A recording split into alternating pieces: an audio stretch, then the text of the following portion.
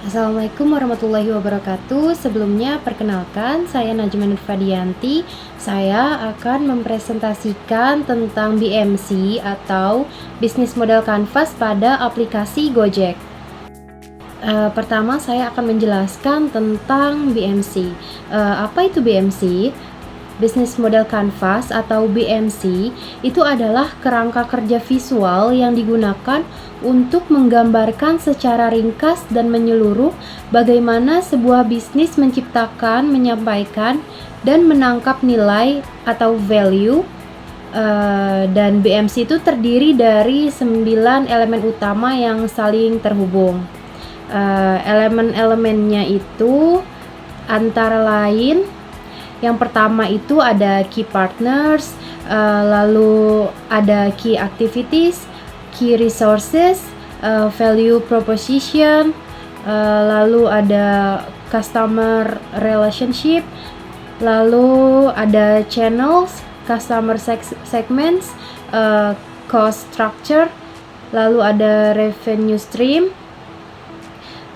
Nah, dengan menggunakan BMC ini, Gojek bisa merancang, memahami, dan mengevaluasi model bisnis secara menyeluruh.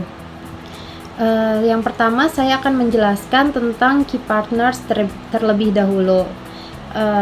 Di key partners itu ada mitra driver, diantaranya itu ada ojek, mobil, pengantar makanan, dan lain-lain.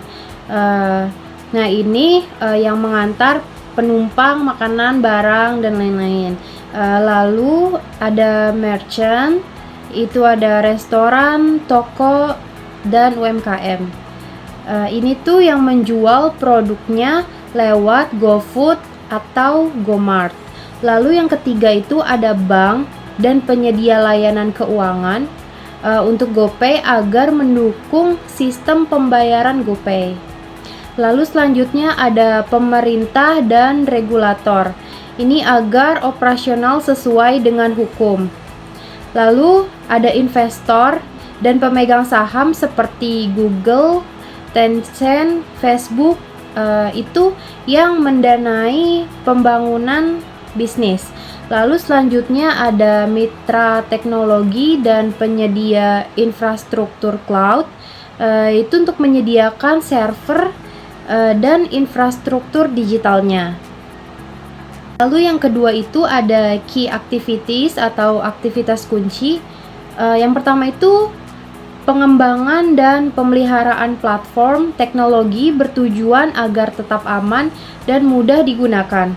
Lalu ada akuisisi dan retensi pengguna serta mitra pengelolaan operasional dan logistik. Lalu ada inovasi layanan seperti GoRide, GoCar, GoFood, GoSend, dan lain-lain. Lalu ada pemasaran dan kampanye merek. Selain itu juga ada manajemen pembayaran dan sistem keuangan digital atau GoPay. Lalu yang ketiga itu ada key resources atau sumber daya kunci. Di dalamnya itu yang pertama ada platform aplikasi menggunakan iOS atau Android, dan ini menjadi alat yang utama dalam layanan ini. Lalu yang kedua ada database pengguna dan mitra untuk meningkatkan layanan. Ketiga ada sumber daya manusia, diantaranya teknologi, operasional, marketing, dan customer service. Lalu ada infrastruktur IT dan teknologi cloud.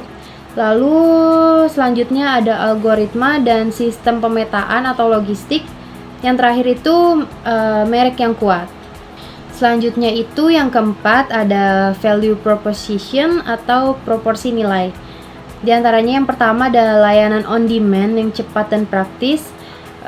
Satu aplikasi untuk berbagi kebutuhan, ada transportasi, ada makanan, ada pembayaran, dan lain-lain. Selanjutnya itu kemudahan pembayaran melalui GoPay.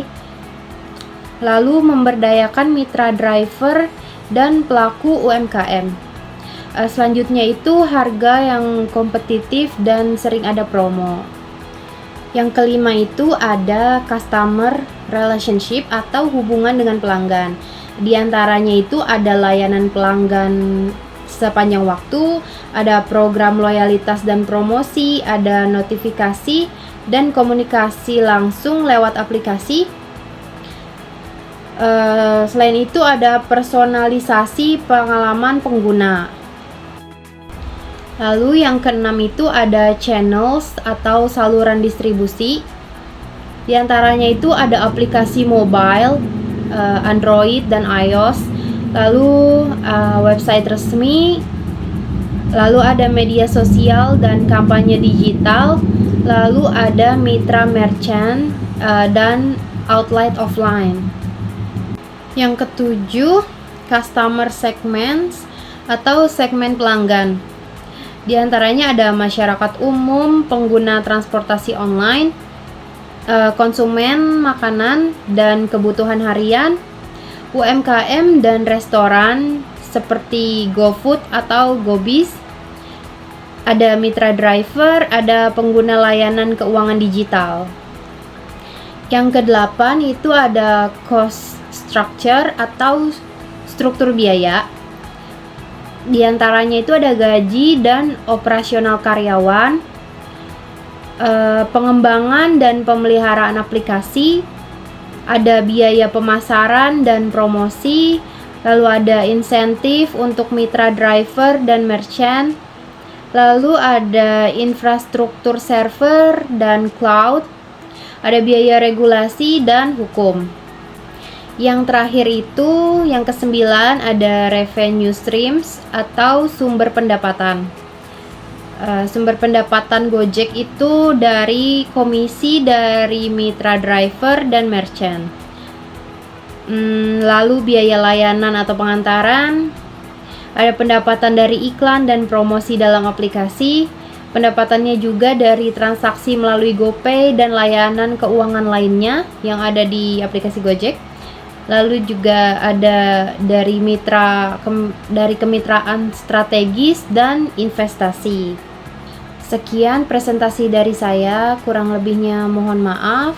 Wabillahi taufiq wal hidayah. Wassalamualaikum warahmatullahi wabarakatuh.